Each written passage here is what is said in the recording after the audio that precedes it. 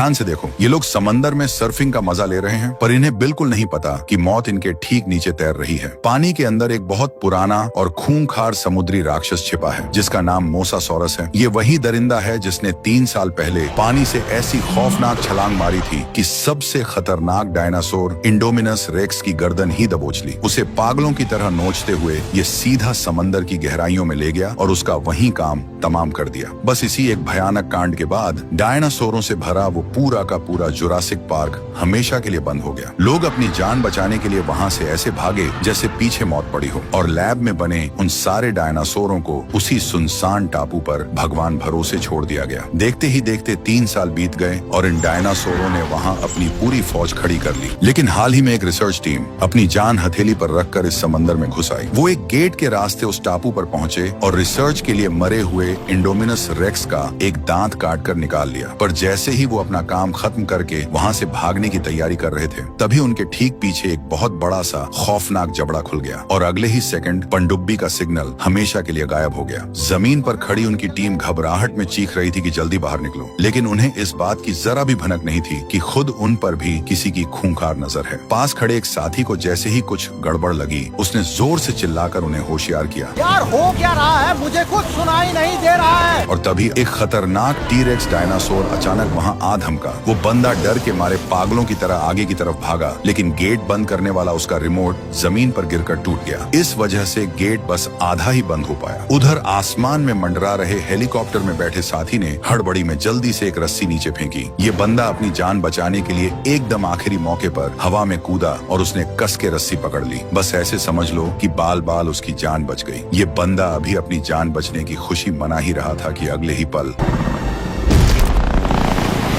फिर वो पानी वाला राक्षस मोसासॉरस भी मौके का पूरा फायदा उठाकर उस आधे खुले गेट से इंसानों वाले इलाके में निकल गया। अब सवाल ये है कि ये टीम डायनासोर वाले टापू पर आई ही क्यों थी? तो भाई मेन वजह ये थी कि इस टापू पर जो ज्वालामुखी सालों से सो रहा था वो अचानक से फटने वाला था, और अगर ऐसा हुआ तो टापू के सारे डायनासोर जलकर खाक हो जाएंगे और हमेशा के लिए खत्म हो जाएंगे। इसके बाद तो हर जगह यही बात होने लगी कि इन डायनासोरों को बचाया जाए या मरने दिया जाए। सरकार के लोगों ने एक मीटिंग बिठाई और सीधा बोल दिया कि वो कुछ नहीं करेंगे, डायनासोरों को उनके हाल पर छोड़ दिया जाएगा। हमारी कहानी की हीरोइन क्लेयर को ये न्यूज देखकर बहुत बुरा लगा। वो पहले जुरासिक पार्क की मैनेजर हुआ करती थी, अब जब डायनासोरों पर इतनी बड़ी मुसीबत आन पड़ी है तो वो चुपचाप कैसे बैठ सकती थी? तभी अचानक एक अनजान से बहुत ही अमीर आदमी ने क्लेयर को फोन किया और उसे डायनासोरों को बचाने के काम के लिए अपने पास बुलाया। क्लेयर बिना देर किए तुरंत उस अमीर आदमी के शानदार बंगले पर पहुंच गई। मिलते ही उस अमीर आदमी ने कहा कि वो भी क्लेयर की तरह डायनासोरों को मरते हुए नहीं देख सकता। वो चाहता है कि उसके पोते पोतियां भी असली डायनासोर देख सकें। बस इतना बोलकर अपनी उम्र का बहाना देते हुए उसने अपना सारा काम अपने असिस्टेंट एली के सिर पर डाल दिया। एली ने क्लेयर को बताया कि डायनासोरों के लिए एक एकदम नया और सेफ टापू ढूंढ लिया गया है जहां कोई उन्हें परेशान नहीं करेगा। अब बस उन्हें पकड़कर वहां ले जाने की देरी है। और क्योंकि पुराने जुरासिक पार्क वालों ने हर डायनासोर के अंदर एक ट्रैकिंग चिप लगा रखी थी, तो क्लेयर के पास पुरानी मैनेजर होने के नाते सिस्टम को चालू करने का पासवर्ड था। अगर वो सिस्टम चालू हो जाए तो कई डायनासोरों की लोकेशन मिल जाएगी और उन्हें आसानी से बचाया जा सकेगा। इस पूरे बचाव मिशन का मेन टारगेट था वेलोसिरैप्टर जियोलान यानी ब्लू। ये जियोलान कोई ऐरा गैरा डायनासोर नहीं है। इसे पूरी दुनिया में इंसानों के बाद सबसे समझदार माना जाता है, और सबसे बड़ी बात अब बस यही एक अकेली बची है, इसलिए बहुत अनमोल है। लेकिन इसे पकड़ना सबसे टेढ़ी खीर है। ये 1 मील दूर से ही इंसानों की बदबू सूंघ लेती है। इसके पास फटकना भी नामुमकिन है। एली चाहता था कि क्लेयर किसी तरह ओवेन को इस मिशन में चलने के लिए मना ले, क्योंकि वो जियोलान को बहुत अच्छे से जानता है। जियोलान को ओवेन ने एकदम बचपन से पाला पोसा है। अगर वो साथ आ गया तो समझो आधा काम हो गया। शुरू में तो ओवेन ने साफ मना कर दिया, क्योंकि इंसानों के लालच की वजह से उसने जिन 3 वेलोसिरैप्टर्स को ट्रेनिंग दी थी वो पहले ही मारे जा चुके थे। अब बस ये जियोलान ही बची थी। लेकिन जब उसने पुराने वीडियो देखे तो उसका दिल पिघल गया और वो जियोलान को मरने के लिए नहीं छोड़ पाया। इसलिए अगले दिन जब क्लेयर वहाँ से निकलने वाली थी तो ओवेन भी उसके साथ जाने के लिए आ गया। जैसे ही वो लोग टापू पर पहुंचे, वहाँ अमीर आदमी के भेजे हुए कुछ खतरनाक भाड़े के गुंडों ने उनका स्वागत किया। इसके बाद प्लान के हिसाब से सब के सब पार्क के मेन कंट्रोल सेंटर की तरफ चल पड़े। क्लेयर ने कंप्यूटर सिस्टम चालू किया और टापू के सारे डायनासोरों की लोकेशन स्क्रीन पर चमकने लगी। लेकिन सबसे ज्यादा जरूरी था उस वेलोसिरैप्टर जियोलान को ढूंढना। किस्मत खराब थी कि गाड़ियों के इंजन की आवाज इतनी ज्यादा थी कि उसके पास जाना मुश्किल हो रहा था। ओवेन के पास अकेले गाड़ी से उतरकर उसे ढूंढने के सिवा कोई रास्ता नहीं बचा था और आखिरकार उसे अपनी जियोलान मिल ही गई। लेकिन इतने दिनों तक अलग रहने की वजह से जियोलान ने अपने मालिक ओवेन को पहचाना ही नहीं। ओवेन ने बड़े प्यार से उसे शांत किया, तब जाकर उसकी पुरानी याददाश्त वापस लौटी। जैसे ही ओवेन प्यार से जियोलान को सहलाने ही वाला था, तभी फुस करके एक बेहोशी का इंजेक्शन उड़ता हुआ आया और जियोलान को लग गया। इंजेक्शन लगते ही उसकी आंखें पलट गईं। उसने ओवेन को धक्का देकर गिरा दिया और तड़पने लगी। असल में उन भाड़े के गुंडों ने अपने मन से ही ये चाल चली थी। लेकिन एक छोटे से इंजेक्शन से जियोलान पर कोई खास असर नहीं हुआ। खतरा भांपते ही जियोलान ने पलटकर हमला कर दिया। उसने हवा में छलांग लगाई और एक गुंडे को बहुत बुरी तरह नोच डाला। इसी धक्का मुक्की में अपनी जान बचाने के चक्कर में एक गुंडे ने जियोलान को गोली मार दी। सबसे कीमती डायनासोर के हाथ लगते ही उन भाड़े के गुंडों ने अपनी औकात दिखा दी और आगे बढ़कर ओवेन पर भी गोली चला दी। ओवेन तो एकदम सुन्न रह गया और फिर एक झटके के साथ ओवेन वहीं जमीन पर ढेर हो गया। साफ था कि उन गुंडों का इरादा कुछ और ही था। ओवेन के साथ जो जानवरों का डॉक्टर आया था, उसे भी उन लोगों ने बंदी बना लिया। गुंडों के बॉस ने डॉक्टर को धमकाते हुए कहा कि अगर उसने जियोलान की जान नहीं बचाई तो वो उसे जिंदा गाड़ देगा। वो लोग वहाँ से निकल ही रहे थे कि तभी टापू का वो भयानक ज्वालामुखी पूरी तरह फट पड़ा। खौलता हुआ लावा किसी बाढ़ की तरह तेजी से बहने लगा। उन भाड़े के गुंडों को किसी की जान की कोई फिक्र नहीं थी। वो बस अपनी जान बचाने के लिए पागलों की तरह भागने लगे। भागते भागते उनके पास एली का फोन आया। जी हाँ, ये सारा खेल उसी एली का रचा हुआ था। उधर हमारा ओवेन अभी भी जमीन पर बेहोश पड़ा हुआ था। तभी एक सींग वाला डायनासोर अचानक से वहाँ आ गया। उसे देखकर ओवेन को थोड़ा होश आया, लेकिन उस बेहोशी की दवा का नशा अभी उतरा नहीं था। चारों तरफ खौलता हुआ लावा फैला था। ऐसे में वो बेचारा बस रेंग रेंग कर ही आगे बढ़ पा रहा था। खैर, बहुत जोर लगाने के बाद वो आखिरकार अपने पैरों पर खड़ा हो ही गया। दूसरी तरफ कंट्रोल रूम में बैठी क्लेयर को भी खतरे की भनक लग गई थी। जैसे ही वो बाहर भागने लगी, धड़ाम से दरवाजा बंद हो गया। अब बंद कमरे के अंदर क्लेयर और वो कंप्यूटर वाला लड़का दोनों फंसे हुए थे और हैरान थे। उस लड़के ने बहुत दिमाग लगाकर किसी तरह निकलने का एक रास्ता खोला, लेकिन इससे पहले कि वो बाहर कदम रखते, कंप्यूटर ने अलार्म बजा दिया कि कोई अनजान जानवर उनके बहुत करीब आ रहा है। वो लड़का तो डर के मारे कांपने लगा। उसे लगा कि पक्का वो खतरनाक टीरेक्स आ गया है, लेकिन क्लेयर ने उसे तसल्ली दी कि वो टीरेक्स नहीं हो सकता, शायद कोई सीधा साधा डायनासोर होगा। पर अगले ही सेकंड उनके ठीक सामने खूंखार बैरियोनिक्स आकर खड़ा हो गया। भाई साहब, इस बैरियोनिक्स के पंजे इतने बड़े और दांत इतने नुकीले थे कि अगर ये हमला कर देता तो किसी टीरेक्स से कम तबाही नहीं मचाता। दोनों की तो डर के मारे सिट्टी पिट्टी गुम हो गई। किस्मत अच्छी थी कि बीच में बहते हुए लावे ने उस डायनासोर को कुछ देर के लिए रोक लिया। तभी क्लेयर की नजर पास ही एक सीढ़ी पर पड़ी और उसने उस लड़के को जल्दी से ऊपर चढ़ने को कहा। उस लड़के के चेहरे पर अभी जान में जान आई ही थी कि अगले ही पल पता चला कि भाई वो तो एक लटकने वाली रस्सी की सीढ़ी थी। नीचे उस बैरियोनिक्स डायनासोर ने अपना खूंखार मुंह खोल दिया। वो लड़का उसकी भयंकर बदबू से बिना बेहोश हुए फटाफट ऊपर चढ़ने लगा। वो डायनासोर उसे बस चबाने ही वाला था। लड़का अपनी जान बचाने के लिए एकदम ऊपर चढ़ गया, पर उस डायनासोर ने अपना मुंह ऊपर पाइप में घुसा दिया। शुक्र है कि एकदम आखिरी टाइम पर क्लेयर ने गटर का ढक्कन खोल लिया और दोनों बाहर निकल भागे, लेकिन वो डायनासोर भी उनके पीछे पीछे आ गया। दोनों ने पूरी ताकत लगाकर उस ढक्कन को वापस दबाया और उस डायनासोर को उसी के अंदर लॉक कर दिया। लेकिन बाहर का नजारा तो और भी डरावना था। वो ज्वालामुखी एकदम भयंकर तरीके से फट रहा था। आग और लावे के बड़े बड़े पत्थर आसमान से पागलों की तरह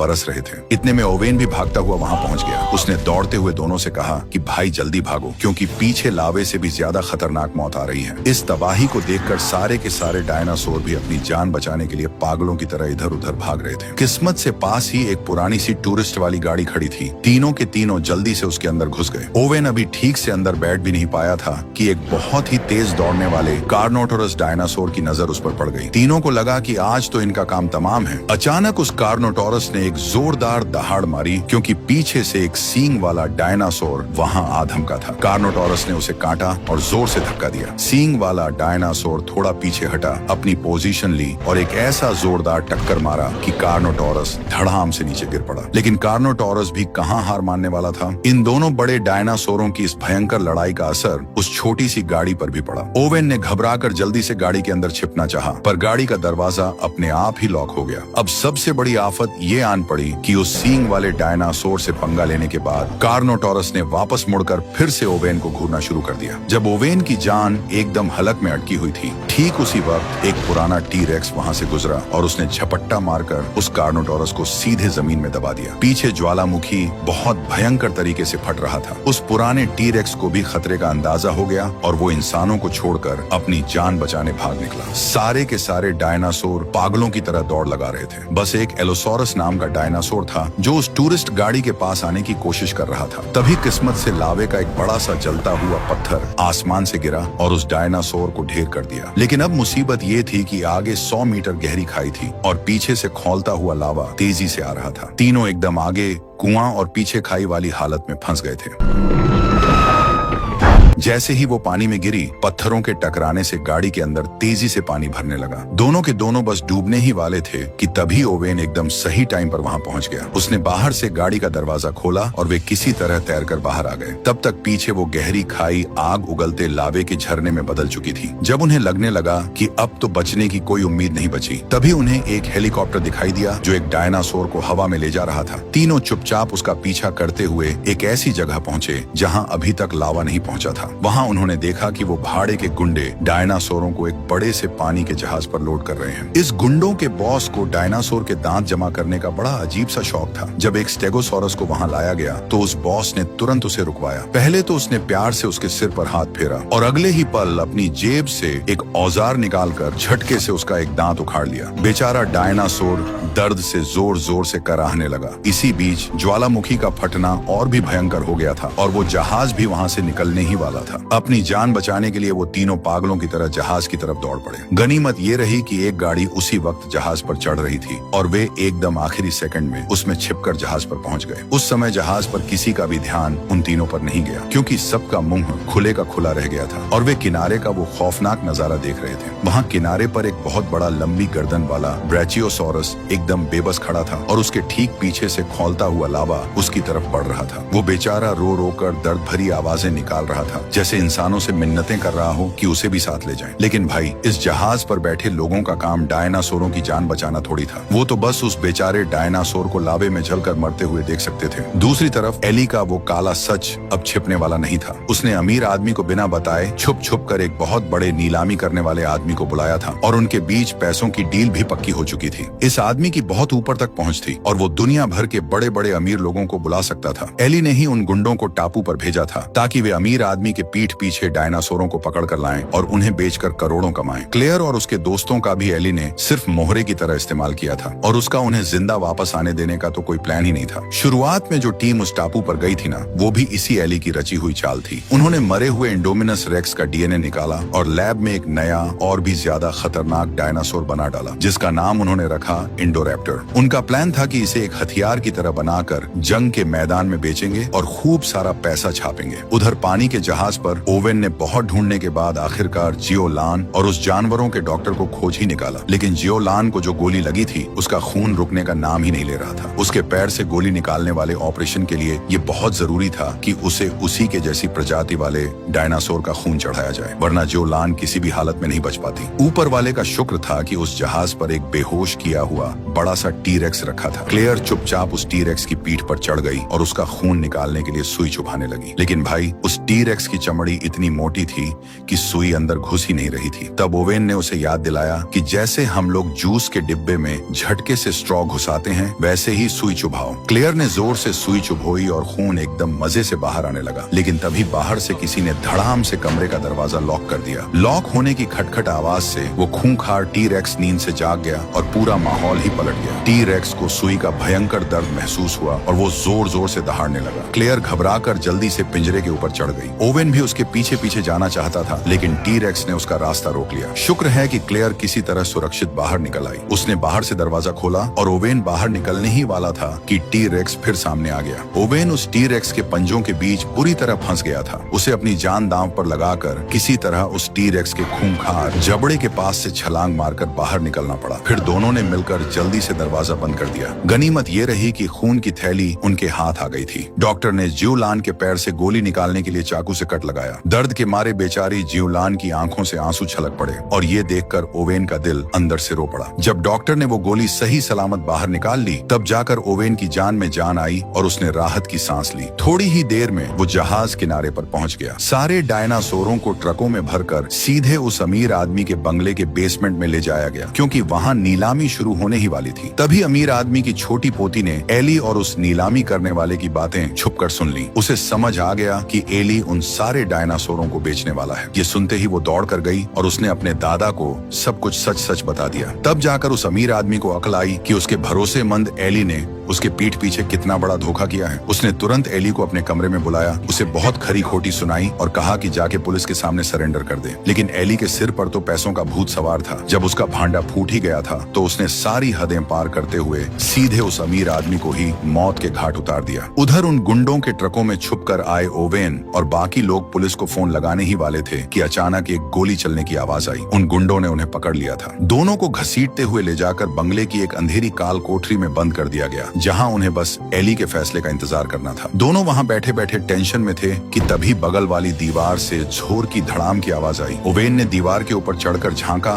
तो देखा कि वहां एक बहुत ही बेवकूफ सा दिखने वाला सींग वाला डायनासोर बंद है। ओवेन के खुराफाती दिमाग में जेल से भागने का एक मस्त आइडिया आया। उसने सीटी बजा बजाकर उस डायनासोर को चिढ़ाना शुरू कर दिया और उसे उकसाया कि वो दीवार पर टक्कर मारे। कुछ ही देर में उस डायनासोर ने ऐसा जोरदार सिर मारा कि दीवार धड़ाम से टूट गई। फिर ओवेन ने उसे और चिढ़ाया तो डायनासोर ने जाके सीधे लोहे के दरवाजे पर जोरदार टक्कर मार दी। जेल से आजाद होने के बाद ओवेन और क्लेयर जब आगे बढ़े तो उनकी मुलाकात उस अमीर आदमी की पोती से हुई। उस बच्ची की मदद से उन्हें पता चला कि एली ने डायनासोर बेचने के लिए एक बहुत बड़ी नीलामी रखी है। वो नीलामी तो शुरू भी हो चुकी थी। दुनिया भर के छुपे रुस्तम अरबपति वहाँ कुर्सियों पर बैठे थे। स्टेज पर सबसे पहला डायनासोर पेश किया गया। वो बहुत पुराने जमाने का एक एंकिलोसोरस था, जिसे लोग चलता फिरता टैंक भी कहते हैं। लोगों ने धड़ाधड़ बोलियां लगानी शुरू कर दी और उसकी कीमत सीधे $1 करोड़ तक पहुंच गई। फिर एक दूसरा छोटा सा डायनासोर स्टेज पर लाया गया। ये एक जवान एलोसोरस था जो मांसाहारी डायनासोरों में बहुत खतरनाक माना जाता है। लास्ट में ये भी $1 करोड़ से ज्यादा में नीलाम हो गया। जैसे जैसे डायनासोर बिक रहे थे और पैसा खाते में आ रहा था, बाहर खड़े गुंडे उन्हें तुरंत ट्रकों में लाद कर खरीदारों के बताए पते पर भेजने की तैयारी कर रहे थे। अब माहौल को और गर्म करने के लिए उन लालची आयोजकों ने एक बिल्कुल नया डायनासोर पेश किया, जिसे लैब में बनाया गया था। सारे अमीर लोगों की आंखें फटी की फटी रह गईं जब वो जेनेटिकली मॉडिफाइड डायनासोर सामने आया। इसकी कीमत और बढ़ाने के लिए नीलामी करने वाले आदमी ने माइक पर चिल्लाकर कहा कि इस इंडोरैप्टर के अंदर टी-रेक्स जैसी भयंकर ताकत है और वेलोसिरैप्टर जैसी फुर्ती है। मतलब ये अपने आप में एक तबाही मचाने वाली मशीन है। अमीर लोगों को इसकी असली पावर दिखाने के लिए नीलामी करने वाले ने एक गुंडे को लेजर वाली बंदूक से भीड़ में बैठे एक आदमी पर निशाना लगाने को कहा। जैसे ही लेजर का निशाना लॉक हुआ, उस इंडोरैप्टर ने तुरंत उस आदमी को अपना शिकार मान लिया और पिंजरे के अंदर ही अपनी खौफनाक ताकत दिखाने लगा। $2 करोड़।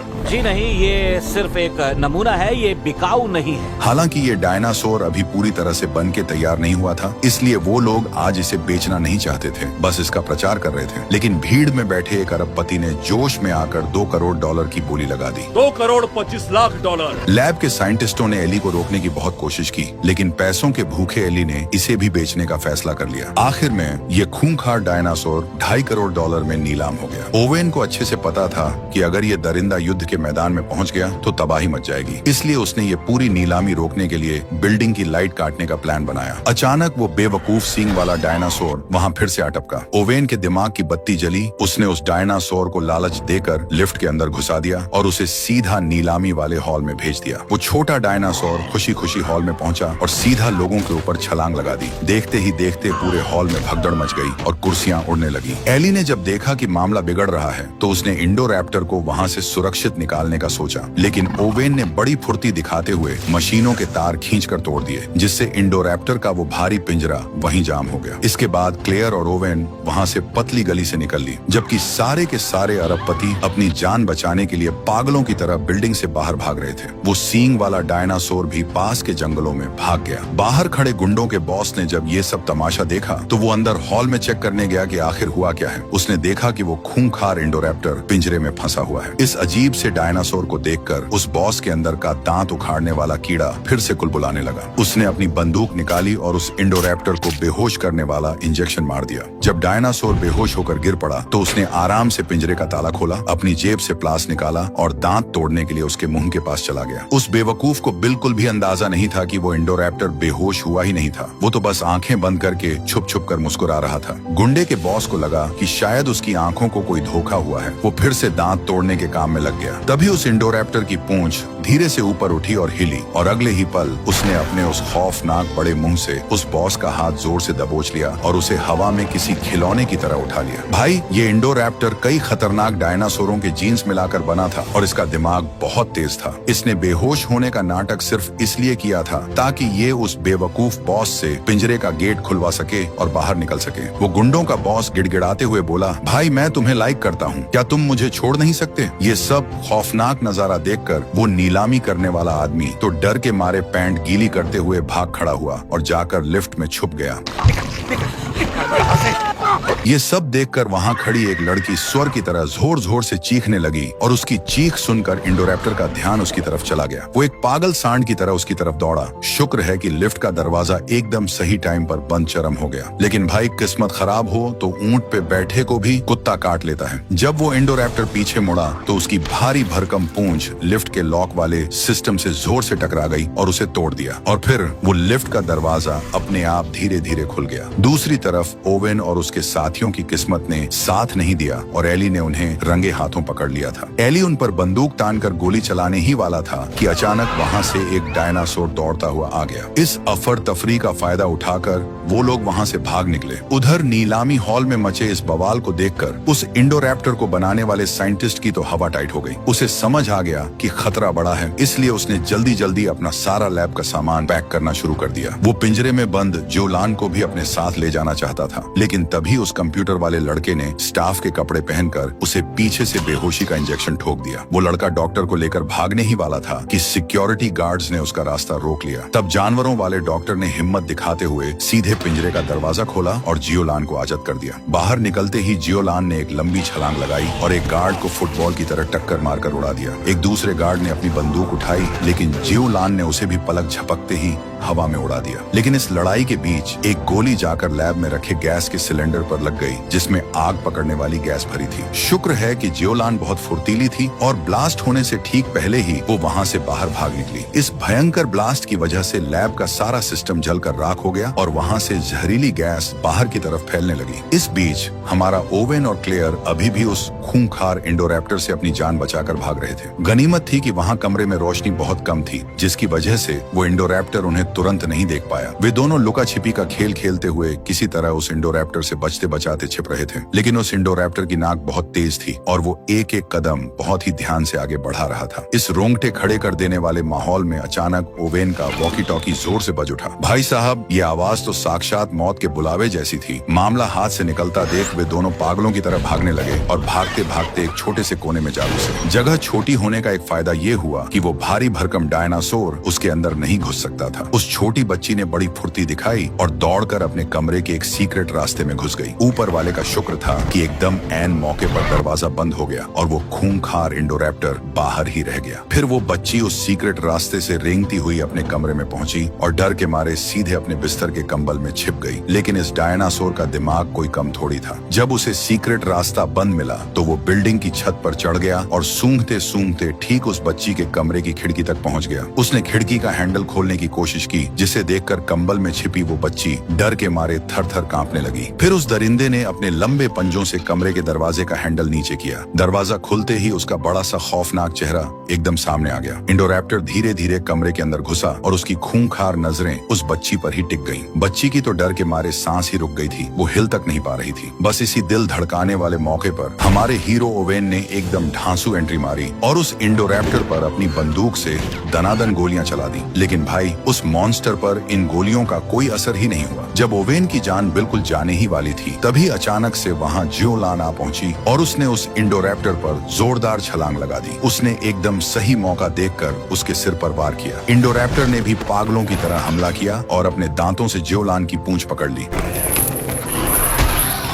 दोनों डायनासोरों को आपस में लड़ता देखकर ओवेन ने उस बच्ची को उठाया और वहां से भाग निकला, लेकिन इंडोरैप्टर ने उनका पीछा नहीं छोड़ा और उन्हें छत के एकदम किनारे पर लाकर खड़ा कर दिया, जहां से नीचे गिरते ही मौत पक्की थी। ऐन वक्त पर क्लेयर एक बड़ी सी बंदूक लेकर वहां आ गई। उसने ओवेन की तरफ इशारा किया और जैसे ही इंडोरैप्टर ने छलांग लगाई, ओवेन ने उसे गच्छा दे दिया। इंडोरैप्टर हवा में ही चकमा खा गया और सीधा नीचे म्यूजियम की तरफ गिरने लगा, लेकिन ये दरिंदा इतना ताकतवर था कि इसने हवा में ही अपने पंजे छत के किनारे पर गड़ा दिए और फिर से ऊपर चढ़ने लगा। जब ओवेन की सारी उम्मीदें टूट चुकी थीं, तभी जियोलान ने एक बार फिर ढांसू वापसी की। उसने छत से छलांग लगाई और सीधे उस इंडोरैप्टर को पकड़कर पूरी ताकत के साथ नीचे धकेल दिया। दोनों के दोनों सीधे म्यूजियम के बीचों बीच हॉल में जा गिरे। हॉल के ठीक बीच में एक ट्राइसेराटॉप्स का बहुत ही नुकीला हड्डियों वाला ढांचा रखा हुआ था। वो इंडोरैप्टर सीधे उन्हीं नुकीली हड्डियों पर जा गिरा और वहीं तड़प तड़प कर मारा गया। गनीमत ये रही कि हमारी जियोलान को एक खरोंच तक नहीं आई। अब भले ही वो खतरनाक इंडोरैप्टर मारा गया था, लेकिन उनकी मुसीबतें अभी खत्म नहीं हुई थी। उस लैब से जो जहरीली गैस निकल रही थी, वो अब तेजी से पूरे बंगले में फैल रही थी। क्लेयर ने जब पिंजरों में बंद बाकी बेचारे डायनासोरों को दर्द से तड़पते हुए देखा, तो उसका दिल पसीज गया और उसने सारे पिंजरों के दरवाजे खोल दिए। सारे के सारे डायनासोर बाहर निकलने वाले मेन गेट के पास जमा हो गए और दर्द के मारे रोने लगे। लेकिन उस आखिरी गेट के पास आकर क्लेयर का हाथ रुक गया। वो सोच में पड़ गई, क्योंकि अगर उसने ये आखिरी गेट खोल दिया तो ये सारे डायनासोर बाहर इंसानों की दुनिया में फैल जाएंगे, जिससे इंसानों की दुनिया में तबाही मच जाएगी। यही सोचकर क्लेयर ने वो गेट नहीं खोला। वो बेचारी बहुत दुखी होकर रो रही थी कि तभी अचानक से वो बड़ा सा गेट अपने आप खुल गया। पता चला कि पीछे से उस छोटी बच्ची ने वो गेट खोलने वाला बटन दबा दिया था। नहीं करना चाहती थी,